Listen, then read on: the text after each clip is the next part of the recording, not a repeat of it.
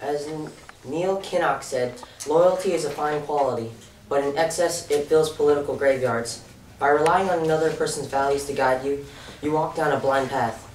While following another's values, your loyalty towards them causes your own to be altered. In addition, your independent thoughts are caused to either change or disappear. In the novel Unwind by Neil Shusterman, a power-hungry freak named Roland made everyone follow him and do what he said. But when he left his position of power, all kids living in the graveyard went insane, tearing the place apart.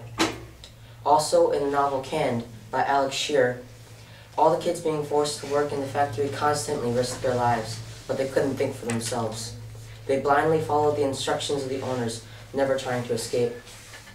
By accepting the values of another, you blindly follow their decisions, never to take actions or choices of your own. In the novel Canned, all the kids working in the factory were ruled by fear and committed their loyalties to their masters, too afraid to make personal decisions. These kids have been toiling away in the machines for years, living with the intense fear caused by the lack of safety at or even away from their workplace. The owners barely fed them, kept them weak, and then surrounded the factory with barbed wire, so the kids were always scared. But if they hadn't blindly obeyed and took independent action, or even worked together as a team, it wouldn't have caused them years of child labor, each day more tired than the next. When presented with fight or flight, they did what their masters told them: stay. Accepting the cruel values of their owners, they jeopardized their lives.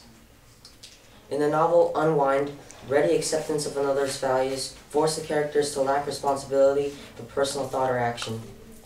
Roland, a power-hungry bully, used persuasive language, false threats, and cunning actions to make others follow him.